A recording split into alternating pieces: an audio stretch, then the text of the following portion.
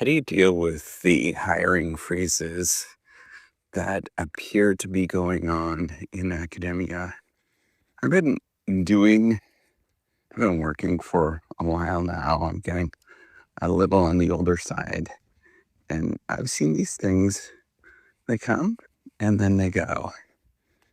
And there is a lot of hype that tends to happen around hiring freezes.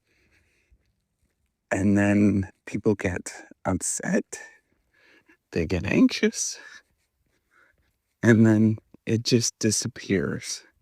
It's the same way I think about hiring freezes the same way I sort of think about watching the stock market.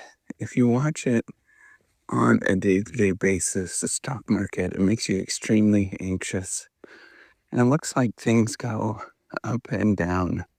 But if you look at it on the long horizon, or you look at things, maybe over 10 years, what you'll notice is that there is an exponential growth that's happening. And I think, the way that I think about this problem is that there is often uncertainty that happens, and sometimes there is excess of people that are working in any particular domain. And then it kind of clears out.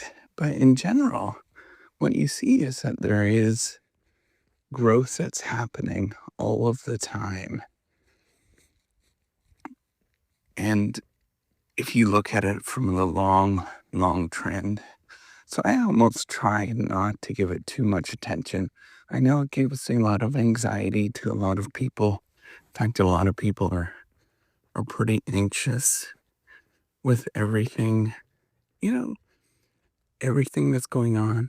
But at the same time, other than having some talking points, I think you should just keep doing the same thing that you've been doing before.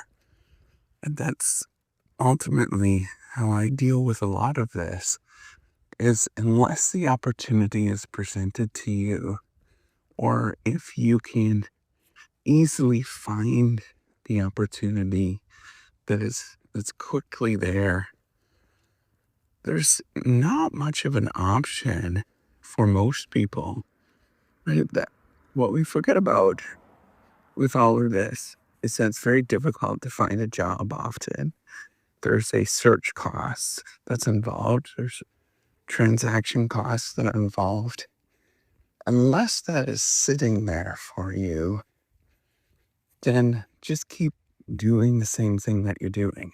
And that doesn't mean you don't have to look for other options. It doesn't mean that you shouldn't just keep trying to look for other options. But unless it presents it, just keep doing the same thing. Now, for those people that have lost their position during hiring freezes or any number of different things, so we need to take a step back. And I want you to use this as an opportunity. It inevitably it does not feel fun. I can't imagine what you're going through, and it doesn't feel fine. But regroup, realize that inevitably, almost always, what you'll find is very, very true is that there's almost always a better opportunity that exists. And it just takes some time to actually find it. Whether you find it back in the research academic game or you find it in industry, they're both going to be equally fine. I've worked in both. In fact, the reason why I wanted to get into research and development was because, or go in and get my PhD was because I worked in research and development as part of my, I went to a good school that had a number of different opportunities to work at the same time. And I always worked in labs, research labs. A number of people had their PhDs. So I thought, oh, well, this is cool. I'll go get it. Um, but what I've learned is that the job is the same thing. I know that many of you might get all hung up and say that there's a lot of differences between the two, but I've worked in both and they're the same. And in fact, in industry, there's a way more opportunities. It's a lot more better of a gig often because of opportunities that exist. But it tends to be challenging as well. So I think like for anybody that's out there that's listening to this, just take a step back. Is what I'm saying is, first of all, it's just going to be the same old thing. It's a talking point for the news about these, just to make you feel upset and scared and nervous. That's what the news does. That's their job. But for everybody else that may have experience, and it's going to be a very, very small fraction that's listening to this.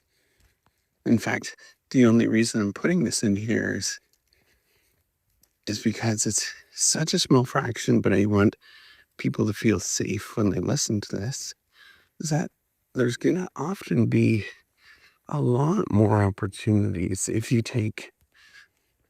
keep taking steps forward and not letting that action get to you. And I know that's very difficult.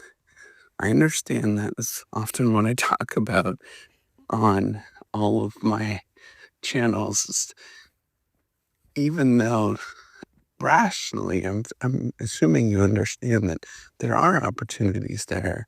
There's these strong emotions that you get, particularly when there's a crisis. And often they're very negative, they're not pleasant. But just take a step back, try to regroup, and start dreaming again. This is in a moment where you can dream and try to figure out something that is super exciting for yourself and do something that you would never have done without this opportunity, without the blessing of getting laid off. But for everybody else, just keep taking steps forward. Stick your head in the sand if you have to. Ignore the news. It's there. The news is there to generate a lot of anxiety. And there's people that try to generate fear and anxiety in this world. Just keep taking steps forward. Look at the general trends. Just like the stock market, the general trends almost always indicate that things are getting better around the world universally. And just take those steps forward every single day. A lot of good will still happen. I know that there are moments where people are not experiencing a lot of good, but try to work towards doing that. And maybe that requires you to put your blinders on and not look at everything that's going on around you. But for the most part, it's just taking one more step every day, little bit by little bit, until you get where you're going to go. And this goes for most people in most countries around the world. It's just one little step after the other in almost every single industry. Even it's the same story. Just keep trying, keep going, keep doing good things, and ignoring all of the nonsense that's going on around you. All right, take care and have a wonderful day.